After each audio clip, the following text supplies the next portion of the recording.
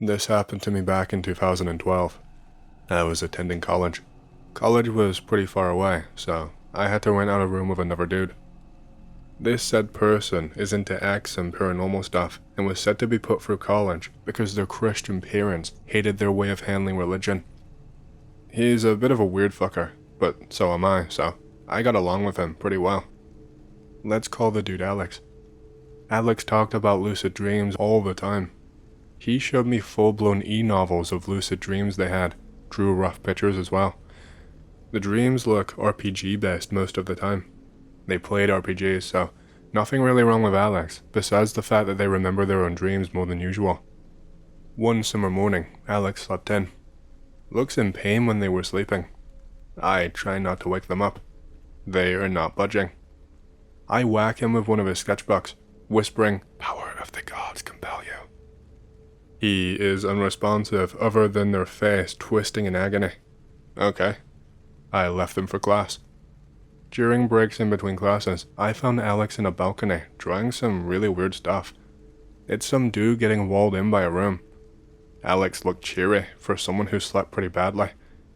I asked Alex what happened earlier. "Dude, I think I made a friend." "What?" I asked Alex what he meant by that. "I think I had a visitor in my dream. He followed me out." "Out where?" "Here. He's out with us here." I look around and see nothing. I ask again about what happened in the dream.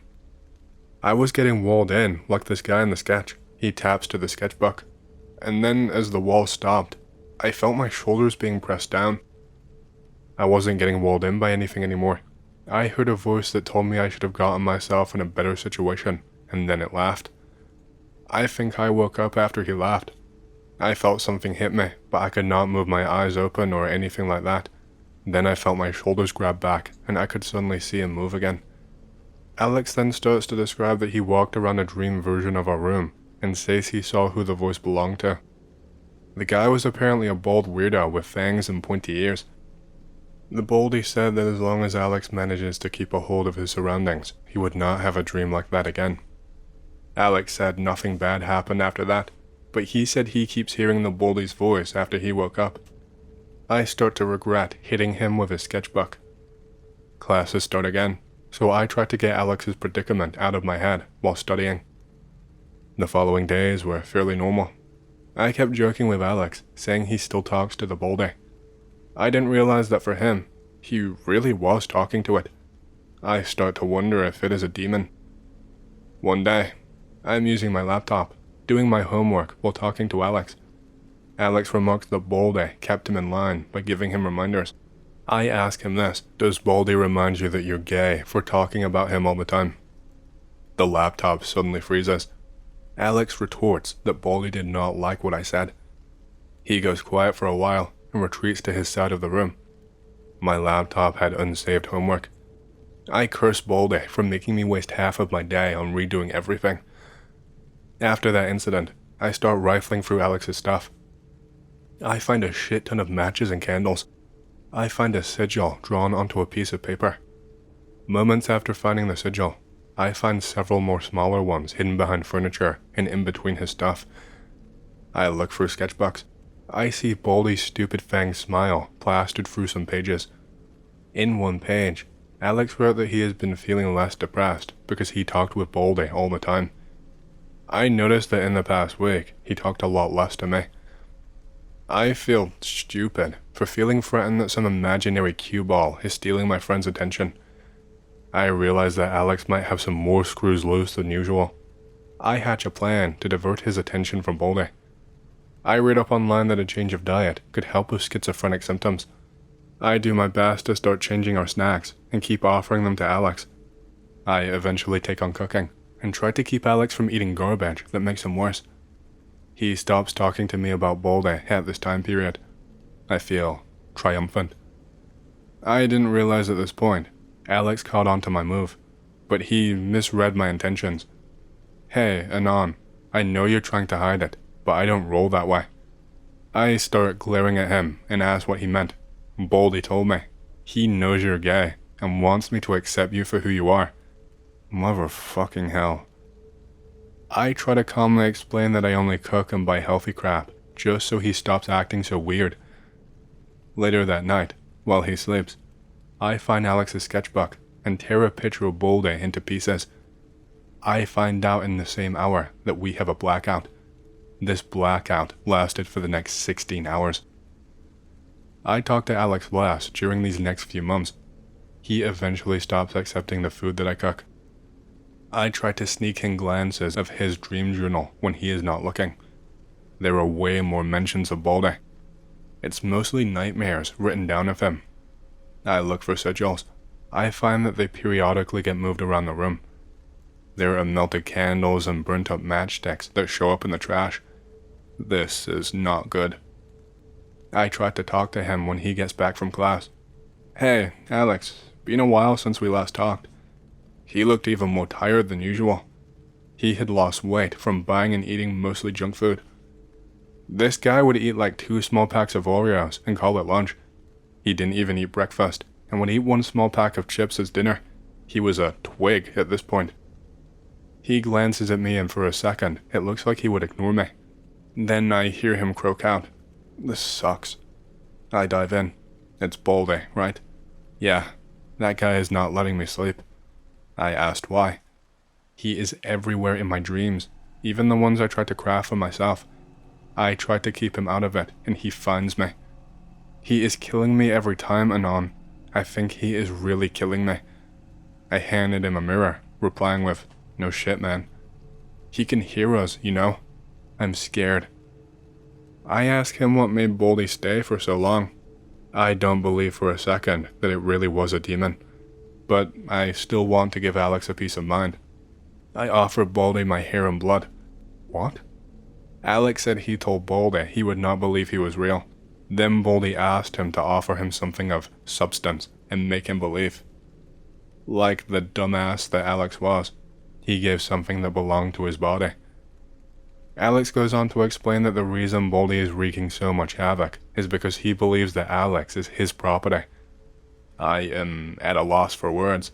I ask if I could help in any way. He says he doesn't know what I could even do to help. I tried to come up with a plan that doesn't just involve food. I have to make Alex believe that he is not hearing Baldy or seeing him anymore. The next day was a day off from school for both of us. I wake up earlier than Alex, who was sleeping in like a buttface. I Google up any sort of ritual that might fool Alex into thinking that Baldy has gone away. I remember that I'm a broke-ass college student, and the most basic of rituals is all that I can do. I settle for a bowl of water with some rosemary. I take some of Alex's candles, and I burn them. Bowl is on the table near Alex's part of the room. Alex has woken up. He goes to the bathroom like usual, and once he comes out, he sees the weird rosemary bowl. What the hell are you doing, Anon? I tell him straight that I'm not letting a bitchy demon take my friend. Alex, I need you to stay calm. You need to hold your breath too, so I can catch the demon off guard. I don't know if this will work, but I need your full cooperation. Okay. He stands still at the doorway. Alex, you have to come closer to the table. Why? Just do it.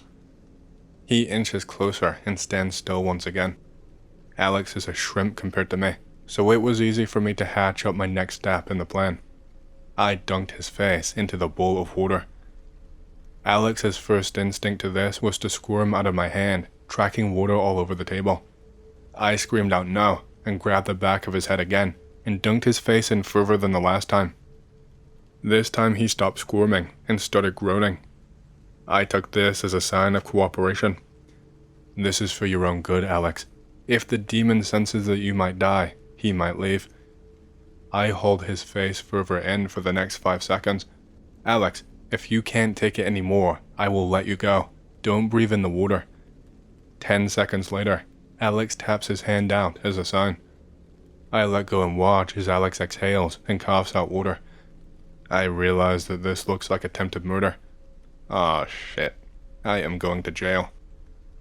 I look into Alex's face. Bro, I'm okay. Don't worry about me. I ask if he still hears Baldy. Well, not yet. Yes. But we need to see if he's going to come back into my dreams. He was just there last night. Fuck.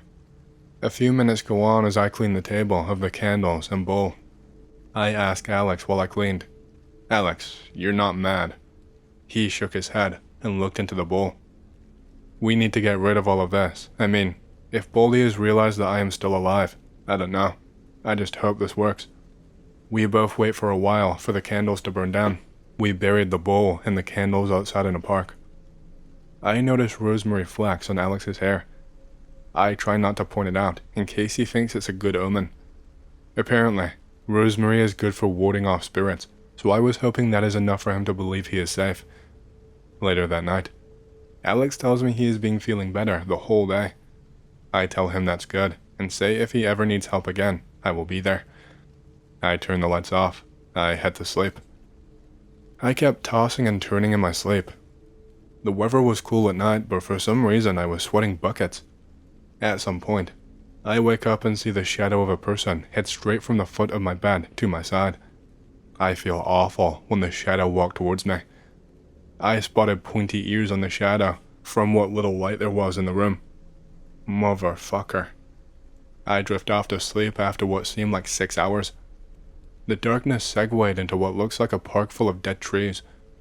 It looked like the same park where Alex and I went to, but everything else was rotting. Sitting at that very spot where we buried the bowl and candles was the asshole that kept haunting Alex. However, unlike the smug smiles that Alex drew him with, he wore a frown. He did not move, and neither did I. I was much too afraid to move. Here in flash, I saw that the demon was taller and looked much stronger than I was. For a few seconds, nothing happened. Then I felt a pressure on my shoulders, beckoning me to hunch down. Then I felt a pain in the back of my knees, catching me off guard and making me lose my footing. I was fully on the ground when the demon turned and walked towards me. Shit. He did not change his expression until he looked me square in the eyes, his face inches away from my own. I saw the very same mocking smile that haunted me the past few months, plastered onto his face, then followed by that, a voice that shook through every bone in my body. "You look so surprised, Anon. Did you think you were safe at all?" The demon's grin widened as he picked me up from the nape of my neck. It felt like a couple of blades slicing through my skin. The touch burned and charred right through my skin and seared right into my bone. I couldn't scream. I could not move. "How arrogant are you to think that you would not be visited?" He lifted his face up, then looks over to the burial spot. "Ah, I know what to do. You could pay for this, then your friend will be spared. This will hurt you as much as it hurt me." I felt my face sink into the mud that caked the ground of the park. I could feel dirt and worms squirm against my face. I felt bugs crawl into every orifice in my face. Parasites wriggled into the pores of my skin and ate through the flesh that I had in my face. As my face was pushed further in, the roots of dead trees impaled my eyes. I felt the ground swallow me up, all while hearing the muffled laughter of the demon. As I reached the core of the earth, I was cooked alive. Everything was dark again. I grew numb as I woke up. Alex was awake already, staring from his side of the room. "Hey, Nan, are you okay?" Every muscle in my body was sore from what little sleep I got, but I understood what had to be done. "Alex, we need to get rid of your sketchbooks and stuff." "Wait, what?" I grabbed his bags and ran my fingers through the books, only to be stopped. "Anon, why?" "Because of Baldy. He went into my dreams and buried me alive. This stuff is serious." "Ah." Silence. Alex mutters, "Is that why he was not there this time?" and takes out the sketchbooks. We call in sick for college class and decide it was time to prune everything of the bold demon. Everything. Sigils and candles were the very obvious things to throw out, but his sketchbooks were a mess. I didn't think he would mix up drawing characters of his and the demon in one page. Sometimes his sketches overlapped and made it impossible to tear up the demon part. Alex, is this okay with you?" Silence. Alex replies, "I mean, if I had to choose between my sanity and a few lines of oil and graphite and sheets of paper." He threw the sketchbooks all out without hesitation. "Fuck it. I'm going digital anyway. We turned to the computer and deleted all trace of the demon-related entries, even overriding free space, so that there was no way to retrace the file back to its original form. As we deleted the last remnants of the files, I tied up the garbage bag that we threw the stuff in. We were done, or so I thought. I had forgotten about the matchsticks that we used to light the candles with. Alex at the last minute remembered and threw them back into the bag. Just as I was about to retie the bag, I find him taking out a large, decorative button with a metal lace looped into the holes. Alex, what the hell is that? Alex looks at me, and then back at the button. It's something I was saving for a summoning. I had it before I moved. I thought there was going to be some good out of this, but yeah. He dejectedly throws the button in. No wonder his parents sent him here with me. We rode out to the open fields near a busy highway. Opened up the car door. We threw the bag and everything inside it into the highway. We hightail it in case some cops saw us. No dreams or voices from Baldy ever since that day. Hey, hope you've enjoyed the story so far. If you want to hear more, make sure to subscribe, like the video, and leave a comment because it lets YouTube know you like the content and helps more people to see these videos. My next big goal for the channel is 100,000 subscribers, and as a celebration, I will be doing a Q&A video once we hit that goal. Thank you, and back to the stories. I have seen demons before. I was 12 years old at the time this happened. Dad is a bit of a weirdo and likes searching for abandoned, decrepit buildings to look for stuff to sell. One day he comes home and tells us he explored a burnt down office building. He only returned with one item, a binder full of clippings of hair and wedding rings. Me and my sister are like, what the hell, that's some weird stuff, but okay, Dad. A couple of days later, I am sleeping on the couch because my room used to scare me, and I had heard whispering from somewhere inside of it. I am laying face up, and my eyes snap open. I can't move my body at all, only my eyes. It's a typical sleep paralysis episode. I look at the clock and it is 3:30 a.m. I look at the foot of the couch, and this is what I say. 8 foot tall, red-faced with black markings entity, wearing a robe and a hood, just staring directly into my eyes with his pitch black ones. I feel absolute, genuine horror. I cannot look away. I try to scream as hard as I can to no avail. This lasted about 20 or so minutes, after which he left, and I lay wide awake with a light on. My family thinks I made it all up. My pastor tells me it's the devil coming for my soul. I am constantly terrified until we moved. Second story. Fast forward until I am 21 years old. I just got my first apartment. It immediately feels weird for some reason, but whatever. On the third day there, I heard a clang come from the kitchen. I look around. There is a random fork on the floor.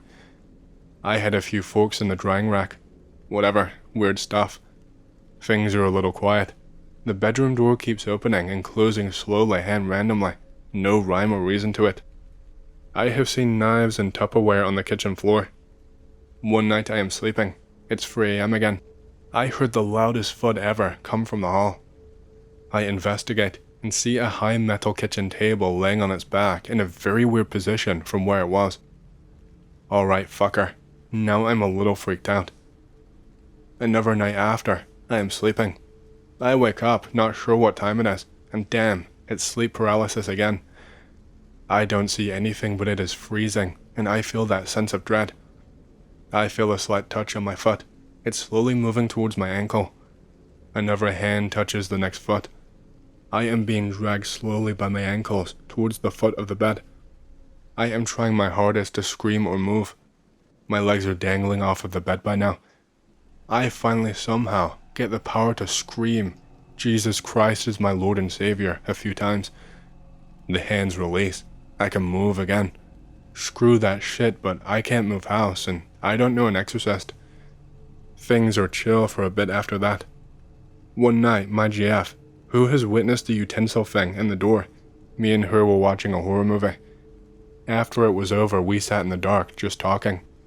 She stopped suddenly at one point. She says I just felt like a wind or a breath on my chest, and she looks genuinely terrified. We both go completely silent, and the air in the room is frigid, total dread. In my dark closet, I can see a pale face with black eyes staring at me before disappearing. We are both completely still and silent until we heard an audible breath, and she felt it again on her face. We both run the hell out of there. She gets her Catholic grandma to bless the apartment the next day. The air instantly feels less suffocating. Nothing happens again.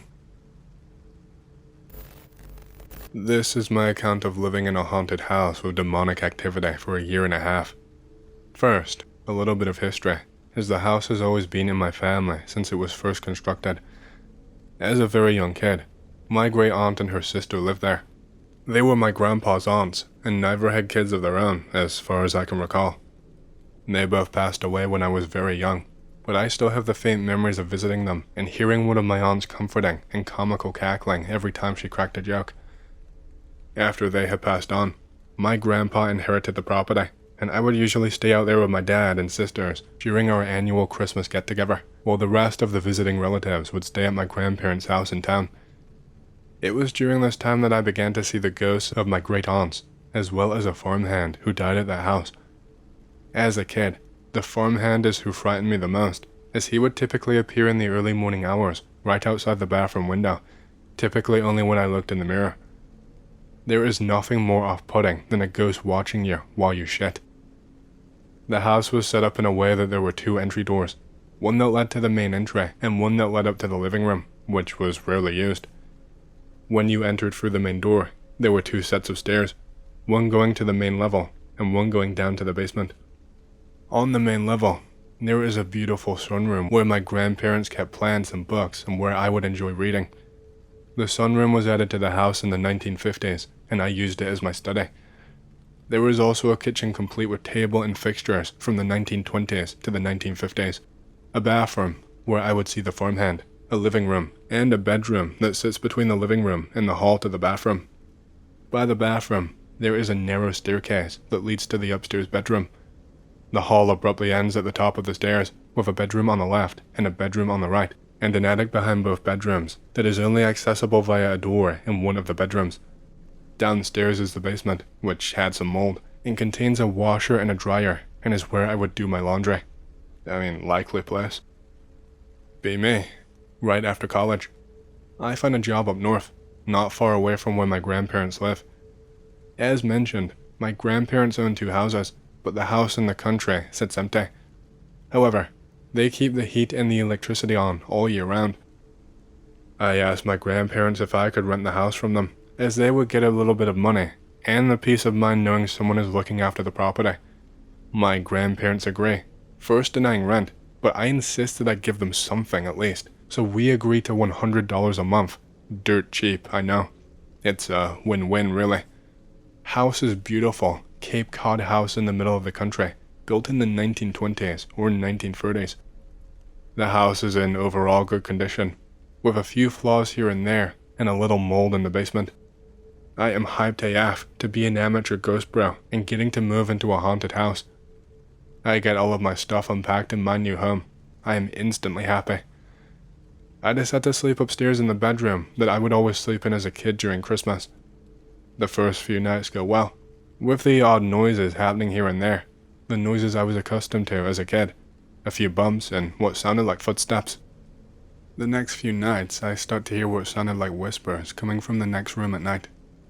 Footsteps I'd heard in the past seemed heavier now and would make their way up the stairs and back down the stairs. They were heavy boots, like those that a farmer would wear. I knew it was the farmhand. One night I wake up to see my great aunt lying in bed next to me, turned to her side and staring right into my eyes. She was translucent and green, with only sunken black pits for eyes. I noped the hell out at that point and decide to move my shit downstairs. As activity picks up over the next few weeks, I make a plea bargain with the spirits that I would stay in the downstairs bedroom and typically leave the upstairs alone. I would only ever go upstairs during the day now, and I would make sure to keep both bedroom doors closed. Not good enough. I would always visit my grandparents in town, typically several times a week, and my grandpa would tend to come to the house a few times a week as well, typically either later in the morning or around noon, and he would help himself to the supplies that I would keep around for him, which consisted of Nutter Butter cookies, orange soda, and root beer. The trifecta of snacks that my grandpa had always enjoyed, and we would just shoot the breeze. I refrain from telling grandparents about any experience, as I don't want to be seen as crazy, and I don't want them to fear for my safety. The paranormal activity increases, as now, apparitions and voices become more of a common occurrence. Most activity was confined to the upstairs portion of the house. The occurrences included my great-aunt's cackling laughter, as well as crying, whispers, and men occasionally yelling, footsteps going up and down the stairs, various apparitions of both aunts, as well as the farmhand, and an overall unsettling feeling. The aura of the house just gets darker and darker by the day. During this time, I decided to start ghost hunting in my own damn house. I've always fancied myself as sensitive to the paranormal, knowing when things were going on. I take pictures with my Razr phone. I don't have it anymore, and only had it for the first several months of living there, before getting a new phone whenever I would feel uneasy. The pictures typically had at least one orb in them at the house. The most unsettling pictures were that of my aunt in her nightgown, with her hair covering her face, standing by the window in the upstairs bedroom in which I first slept. In that same bedroom, I snapped a picture in the corner near a chair by the closet. That picture contains something different, not human. I take a closer look at the picture, as something is clearly there. It looks like the floating head of a German Shepherd, or some type of dog like that. Being a ghost bro, I was privy to the fact that an apparition of a dog head could mean demons. I decided to, as casually as I could, ask my grandparents if anyone had ever owned a dog at the house. Their answer made my stomach churn. No. Why do you ask? No reason. I was just curious. I ended up showing my uncle the photo of the apparitions I had captured, as he was visiting and lived in the area. My uncle believed in ghosts and the supernatural, but said I ought to give no mind to these things, as only the living can harm me. I decided one day, in the late spring, after several months of living there, that I would set up my audio recorder that I used while ghost hunting in college to see if I can get any EVPs while I leave the house and go visit my grandparents in town. The audio recorder is analog and has a tape in it that was 90 minutes long. I give a quick intro about who I am and what I'm doing, and tell myself to disregard anything for the next 30 seconds, as it would be just me leaving. I set the tape on the bed of the bedroom upstairs where I had first slept. After that, I leave and visit my grandparents. I'm gone for about 4 hours and come back in the late afternoon. I walk upstairs, whistling a song by Eamon Amarth. I'd been listening to their album Twilight of the Thunder God while driving back, to grab the audio recorder, anxious to see what I could have picked up on tape. Puzzled as I entered the room, I see that the record light is still on and it is still recording. That's impossible, as I have been gone for hours and it's only a 90-minute tape. Something fishy. I stop the tape, rewind it, and listen to it from the beginning. What happens next has me absolutely frozen, and I am getting goosebumps just recalling this.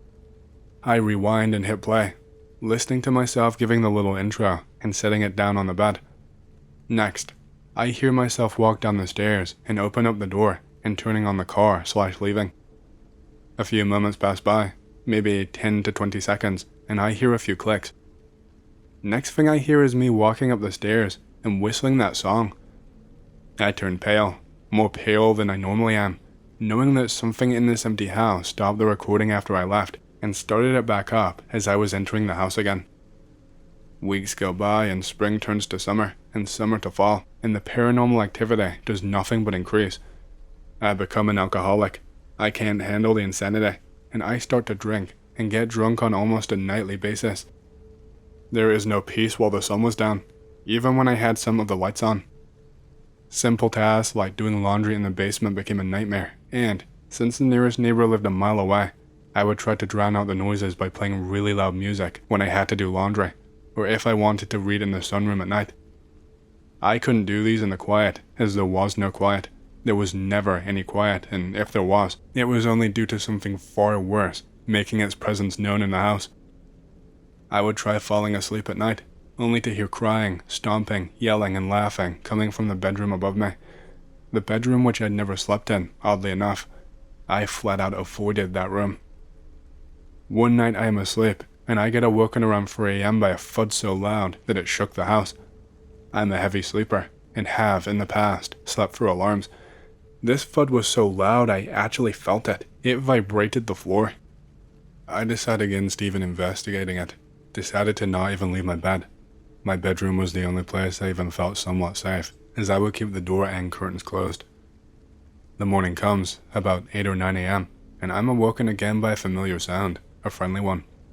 I go out into the kitchen, and as expected, I see my grandpa sitting at the table and helping himself to some Nutter Butter cookies and a soda. I told my grandpa about the thud and say maybe some type of animal fell down the chimney and into the furnace or something.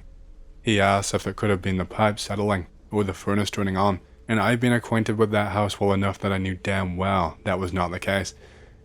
He and I go down to the basement to investigate the furnace and all of the ducts that we can get into. We came up empty. Well, whatever it was, he says, is gone now. We were both puzzled as to what could have caused the noise, but I still refrained from telling him about all of the paranormal experiences. He is a neat freak and does notice the house is getting rather messy, and he notices an ever-growing amount of empty liquor bottles laying around. I apologize and tell him I will work on that, and we sit and talk for a while about life, and it is calming me down a bit. I leave for work and come back at the usual time, about 10 p.m., to the usual occurrences.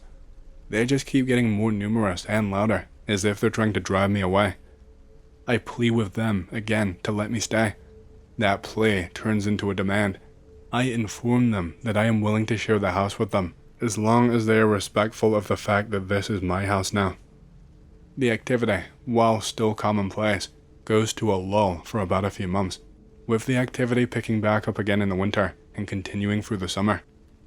It's now summer again, almost a year after that loud thud, and the activity continues. I remind them to be respectful or to leave. Not a satisfactory response. There is knocking at the door and rustling outside. There is nobody there. Footsteps down the hall again and crying. This is it. This is the absolute deciding moment. Will I fight or will I leave? Me, being a religious man and well studied, picked up a Bible and started to prepare for a cleansing/exorcism. No, I didn't Google how to exorcism. I felt I had to take on the evil as one with authority, not one going by the book, so to say. I walk around all the walls of the house on the main level and basement, making the sign of the cross and saying a prayer in my heart. Bible in hand, I turn to Psalms 23 and start reading, while invoking the name of Christ and the whole of the Holy Trinity in English, Hebrew, Latin, and Greek. As I am reading, praying, and blessing, the lights in the house dim and start to flicker. The noise really picks up and sounds angry. There is knocking all around the house, inside and out. I hear the stomping, I hear the laughter, and all of the noises I was accustomed to sounding at once. A feeling of dread I have never felt before or since flooded the house, and all around me was despair. I was in the valley of the shadow of death, but I kept reciting, I kept praying, and I sternly called forth all of the spirits, and in the name of Christ, banished them from the house. All went quiet, and the light stopped flickering. I waited a few moments and listened for any strange knocking, whispers, or anything. They were gone. Final post about the house. I lived in that house for about 6 more months after that, a combined total of 2 years, with 1.5 years of the house being haunted, before my grandparents and I decided that the house was too expensive to heat through what would have been my 3rd winter there, and that perhaps I would be better off finding an apartment closer to work, which was about a 45-minute drive from the house. The last few months were quiet and peaceful, like it had never been. I was sad to leave the house, and still consider it my favorite place I have ever lived. I have so many memories of it, both good and bad. Thinking about that house puts a smile on my face, but at the same time, frightens me a little bit. Although the last few months of my living there was done in peace, I wonder if the spirits ever came back after I left. Still, if given the opportunity, I would live in that house once more. That house will always have a special place in my heart.